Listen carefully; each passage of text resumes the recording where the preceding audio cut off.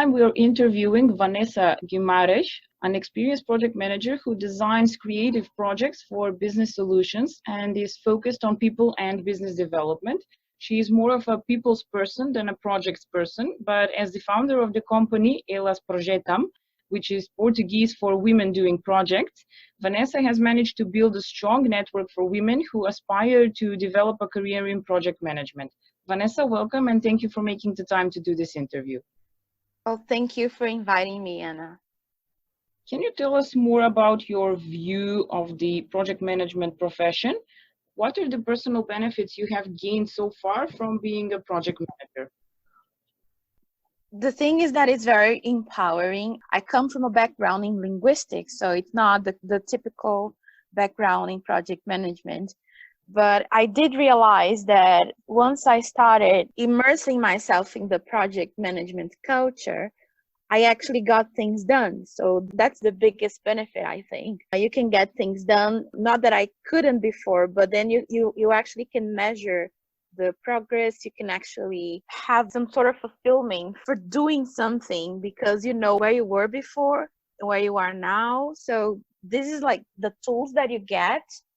They are very empowering. So once you realize that you can get things done, it's basically feel like a superhero somehow, So this is the main benefit in project management for someone, especially that was not from the technology field. So my expertise came from education and international cooperation for development, which means that getting things done was in the end helping people. So when you see that happening, you just feel like you can do anything.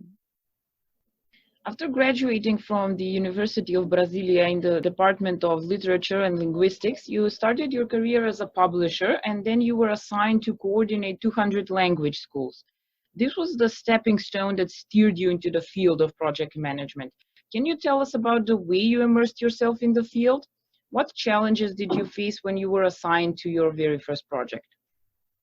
Yes, definitely was when it all started. It actually began by understanding when I was coordinating 200 schools, the expectation, because it was a pedagogical coordination, was that I knew everything about teaching and learning. But then soon it became something more structured because people wanted me also to help them with the business. So connecting teaching and learning with the business was back then some sort of a difficulty that people find sometimes putting technology and business together. So I realized that first thing was the process. Before the project, I actually got involved with process management. So when I saw that there were processes going on and that we realized, oh my God, so we're not just teaching and giving the content to people and passing on the knowledge. We're also engaging them in signing up to the courses. We also have to follow up their commitment and progress in learning. We also have to understand where they are after studying everything and see where they're going afterwards, and if they're becoming something, I don't know, like a reference in their fields, so they can become prominent alumni for us. So it was all a full process, but by then I thought they were only processes. I didn't know it was project management. And then I realized that each student was a project as well. Then each school was a project as well. Each teacher was a project as well. But that was a very, very naive kind of look to project management back then. But that was when it all started. So the first challenges I found were actually first to understand that that was a project. That was very difficult actually for someone who did not have the background. So understanding that we had several projects going on, that was the main challenge. Once I understood it clearly, the challenge was, okay, although everyone is a project, this is not the business approach we have to give. So understanding that tools that could actually make this business approach something profitable for the business itself. So it was very complicated because I was coming from teaching and learning to actually figuring out problems of low sign-up rates for the school, teachers coming and going, high turnover for teachers. And this was not like seen as a project nor as a business problem. It was all seen as a teaching and learning problem. So making the shift into, okay, so this is actually, we can design a project to solve all of these problems and attack all of these problems by understanding the business and connecting everything. This was not easy. It took months for me to just realize this. So this was the main challenge, a mindset towards project culture. That was the biggest thing. You have quite an extensive international profile, having worked for 6 different embassies and lived in a number of countries. Did this global mindset help you in becoming a visionary leader? What are the effects of having this type of global experience when it comes to your work on projects? Definitely. Actually, in the project management world, but especially here in Brazil, where, we live in a country here that you don't find foreigners everywhere. It's not like in Europe, wherever you go, you can hear some different languages, and you actually live, you get to have foreign co-workers. This is not a reality in Brazil. Mm-hmm. So we live in a bubble. Even with our neighboring countries, we don't even speak their languages. They speak Spanish, we speak Portuguese, the only country speaking Portuguese around here. So it's like we live in a cultural bubble. So diversity is understood from a very, very political approach, I think. So having this global view and understanding several backgrounds and being open to different histories, different stories as well, and different ideas. So building up this, not tolerance, but this open-minded profile, it made all the change for me. Actually, I do think that the only reason why, coming from learning and teaching background, or linguistics if you want, and moving to project management, where they were mostly from technology background, I came with very, very different ideas towards everything. It's no coincidence that I founded Elas Projetam. It's really like, probably it could only have been me, because I come from a very, very different background, not only from the expertise, knowledge background, but also I lived in many places. I saw many things. I understand from not just living in other places, but also speaking other languages. It also changes the mindset. I'll give you just one example. English is a very, very, very objective language. And Portuguese, well, you can say one thing, like one sentence can have, 6 lines as a paragraph, things that you cannot do usually in English. So it changes the way you think. As I started working in English, I changed the way I thought, because I had to be more objective. I had to be less creative in a way, because in English you have one word for one thing. In Portuguese, you might say the same thing like with 10 different words. So it changes everything. So it also helped me understand how people think in a different way. And then in Spanish, the same. When I learned Spanish, it was later on. So it also opened my mind to, oh my God, so I had to go back now to being more poetic about the language and more poetic regarding the decisions we make. So it's very challenging when you think that having different perspectives, we're talking about this now again in 2019, because innovation is a thing. And everybody says, oh, the more diverse profiles you have to get ideas from, the more likely you are to innovate. And it was always true, even, 20 years back when I was, starting my career. So everything that people are looking for now in the project managers, people who not only put projects in practice and actually realize benefit, but also who come up with creative solutions, innovative approaches. This has been a thing for me, like since, really back in time. It did give me an advantage. And because it made me a very people's person, this whole global profile, it made me a very people's person. Now we're talking about soft skills. This has been a thing for me since I understand myself as a professional. So the timing was very good for me to become to have this global profile. And when it became a need of the market, of the industry, I was 2 steps ahead. So yes, it did give me a competitive advantage, definitely. You're the CEO and founder of Elas Projetam, a network for women involved in projects and management leadership. What inspired you to create a network that helps women in promoting and empowering themselves in the field of project management? Can you elaborate further on the organization's plans and possibly share some of its success stories? Okay, the idea, it wasn't actually an idea, it was a feeling. The feeling of having to create something to empower women in project management, especially through project management, came from somehow connected to the previous questions. Because I had a very different background, I saw things from a different perspective. And I saw that things could be better for women in this field. And I saw some women complaining about a few things. And I realized, oh, this is not you complaining. This is structural. This is a conjecture, you know?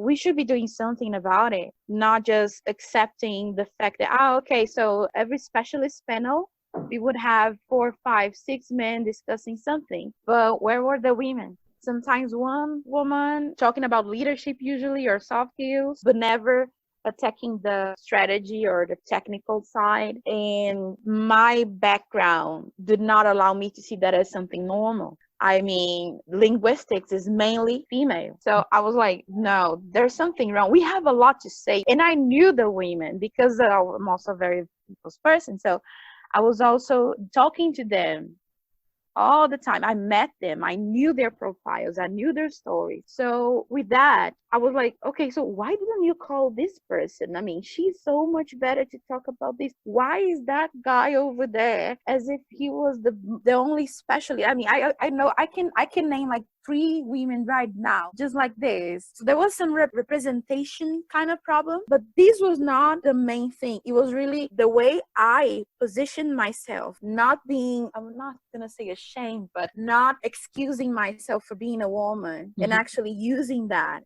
Because I'm a woman, this is why I can do the few things. I was not afraid to say that and to speak up. So I figure maybe I can share my strength with other women that for some reason they're also saying, oh, excuse me, can I come in? Well, no, just go in, you know? So that was mainly the drive for everything. I understood that I had a different profile and that other women could benefit from that. So it became just as a supporting kind of system for women. It did not start with the intention of becoming a company, let alone something national, you know? So the 100 Women in 100 Days challenge, it was like there are many women counting on me, and it cannot be me. It has to be something bigger than me. So I had to create something that would give them this notion of, okay, there's something bigger going on. It's not just Vanessa, it's bigger. And the 100 Women in 100 challenge came to, okay, so let's do something that will show to the industry that there are many women qualified, many women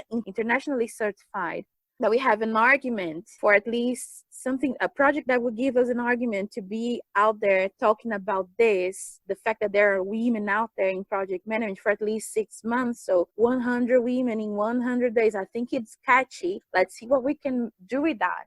And voila, we made it. So it was a mix of feelings. It wasn't really an idea, or even, I believe the projects come from feelings, not ideas. So yes, it came from a feeling and it turned into a project. Now it's a company. And we'll soon, next year, we'll be launching what we have actually designed to be our operation. So yes. You just mentioned that your first project in Elas Projetam was called 100 Women for 100 Days. The goal of the challenge was to help 100 women get the Prince2 certification in just 100 days. With the initiative, you have brought together women with different levels of experience and given them the chance to improve their professional development. Why did you choose to focus on this certification, and what were its effects on these women's career development? Also, do you plan to launch a similar project in the future? Yes, yes to everything you asked. But the idea of using Prince2 came from, I needed something that could be quickly learned. So other certifications that took longer to prepare people were not on the table as an option. So I had something that could be done in, I don't know, a weekend or 1 week tops. And also that was internationally recognized. So it could not be something trending strong. It had to be something well established in the industry. So Prince 2 was like the first thing that came to my mind, actually. So I actually looked away for a while, saying, should I do this? Is this what I should be doing? But it made sense from every angle. So the results were very good because since like in one weekend, we could train women to prepare them for the certification exam. Obviously, they were studying for longer. I mean, 30 days before the exam, they already had access to an e-learning platform, etc. But the immersion for the preparation was a weekend only. So you could see the difference. I mean, they were already project managers. They were already delivering value to clients out there, but they needed something to reassure them and to validate them as project managers. And when I thought, well, you don't need anything to do that. I mean, you are already, but if you need a certification, I will help you with that. So it came like, I wish it didn't have to be a certification project in the beginning, but it was, because that was, the validation was necessary. The industry still does not understand how, I blame human resources usually, but they still don't know how to filter, how to screen candidate by results and achievements only. They still need certifications just to put when we open a project manager position here in Brazil, we're talking about a 210 million population country, you know. Obviously, only a small cohort of that is highly qualified. But still, when you open one position, you're talking about, I don't know, at least 300 people running for that same position with you. So usually you might get from 300 to 3,000 people trying one single position, and then how the human resources screen that. You have to have a degree. You have to speak English, even though English is not used in the job. It's just a way to screen the candidate. You have to have these certifications. Sometimes they don't even understand what they're asking from the candidates. They don't even understand, but it's there. You have to have one thing. You have to prove that you know this. And then we come down to, I don't know, 30 people for the actual selection process. So yes, certifying was very important because it was empowering for them. It was a very quick process because Prince 2 is a method, so we could actually tackle it from beginning to end within 2-3 days. It was what was requested from our network at the moment, and next year we will do it again, but we already have a plan to do it a bit different. It will not be a challenge of 100 women in 100 days because we didn't make it in 100 days, we made it in 200 days, but we made it. So yes, it's coming, but not as a challenge, because the challenge itself was not to certify. It was to make them understand that first, they were capable of getting certified. Second, they did not need the certification to be the great project managers they already were. And third, yes, you do have a support system here. You do have other women to use as a reference. You're not alone. So this was the challenge. Whether they got certified in the end or not, that was not our goal. But yes,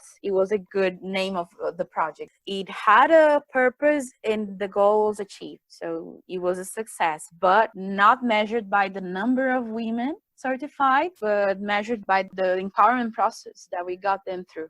That was the indicator of success for us. Listening to you speak, I believe that you are doing an amazing job with Elas Projetam. An interesting aspect of your career is that you design creative projects for business solutions. How do you get people to use creativity to fulfill their strategic goals? Is it challenging to propose a creative approach when working on projects, or do companies accept creative solutions with an open mind? What method have you used to overcome any barriers or opposition you might have encountered? Well, not at all. It's very, very difficult. I mean, when you come up with a solution that is like a first time they're seeing that sort of solution, they don't even see it as a solution. So the challenge is like, yes, open your mind. You will understand that this is actually a fit for what you were asking. They don't want to talk about people. They want to talk about business. But people are the business. So if you come with a very creative solution that will, for example, simulation games or embedding the management 3.0 sort of approach in the business, that's simulation games. What are you talking about? Yes, because you have to practice your leadership skills. You have to practice with real people. It's not just learning the vision about the concept, and it's not about that. You have to be able to engage people and bring them on board with your ideas. So it's not easy at all. Actually, I get more no's than yeses. But I don't mind, because the yeses that I get, they're life changing. So I'll keep doing what I'm doing.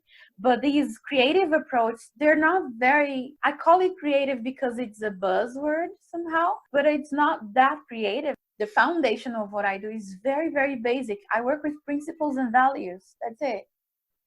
So once we align principles and values and everybody is on board on the same purpose, you can do anything actually. So it's very complicated. It's too poetic for companies to understand this, but the sooner they do, the quicker they will solve their problems, you know. So I'm convinced that this is the way to go, but it's very, very, very overwhelming when you think that every time you have to explain the same things, you know, like it's about people. But when you say it's about people, they want a workshop that will solve everything. Okay, so give me a workshop. Okay, can you do that in like 8 hours? No, it requires like, I don't know, in a perfect scenario, 8 months at least for you to just get everybody on board, because it's not just selling an idea. It's beyond that. It's making everybody align with the same principles and values. And it's not just a institutional page on your website that will do that, saying these are our values, this is our mission. This is not going to do anything. So you have to come up with creative approaches for them to get on board, first of all. And second, creative approaches for them to do what they are doing in a different way, so they can actually realize where the problem is. Understanding the problem is probably the game-changing point. But yes, I try my best, but still, it's not easy. For example, I would love to, and I will probably next year, but might be 2021 only, have a congress or, you know, a very professional event where the focus of the event is not necessarily managers talking about management to managers. It's beyond that. I need to put arts involved. I need to put music involved. I need to have theater involved. I have to have these humanities in the Congress, in the event, because that's what arts does for us. It makes you rethink everything. It makes you see things from a different perspective. So I do believe that this is something that we need to do. You know, it's more than just putting someone that, this is not innovation when just because you made it as a fishbowl format, you know, it's not innovative. It's what you should be doing from the start. But then bringing different components to the equation, that's gonna make people see from different perspectives. And all we can think about is giving people insights. I cannot give you solution project like on a tray for you, but I can give you insights for you to change your business. So this is what I try to do. It's not easy. It's different from what we see out there. But every time I got to put it in practice, it worked. So I'm still going to do this. Vanessa, you have a lot of experience as an event planner, and you are also a public speaker in the field of project management. Considering that you are experienced as both organizer and speaker, what do you enjoy doing more? Has your involvement in events enriched your practice as a leader? I like to get people out of their comfort zones. That's what takes me.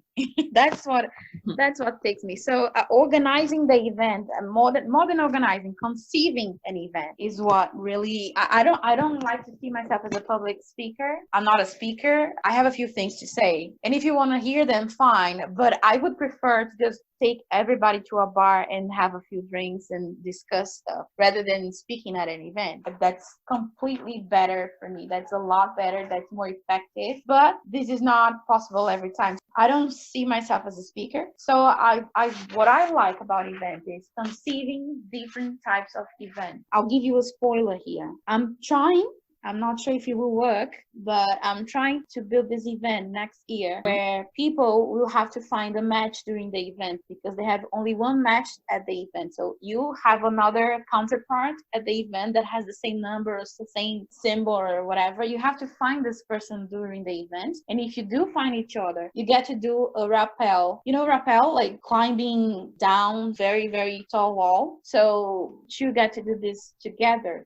I do think that creating this bond towards punctual challenge, that overcoming the fear of height and putting these two people to do this together in an unexpected context, they will necessarily give each other great insight, especially if they're coming from a seminar about, I don't know, strategic management or whatever. If they go from this place to doing rappel together, I know for a fact that they will conceive great things together. The same way, if they're attending a workshop for, I don't know, soft skills, or even better, I don't know, agile, whatever, trendy at the moment. But right afterwards, they leave the workshop and face a presentation of dancing, but a dancing with like contemporary dancing with movements that can actually trigger something in the audience. They will come up with great insights. So I want to mix all of this. It's complicated because people don't see the value, and they don't see the value so much that the only thing people read nowadays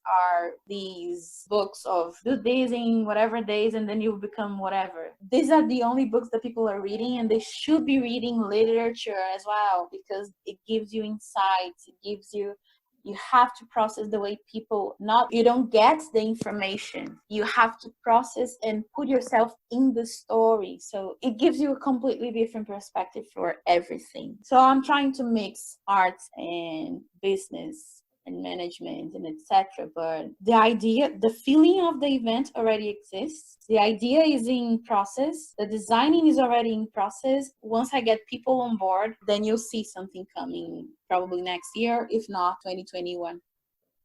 As a representative of women in project management, what would your advice be to all women in leadership and to any woman who aspires to build a career in project management?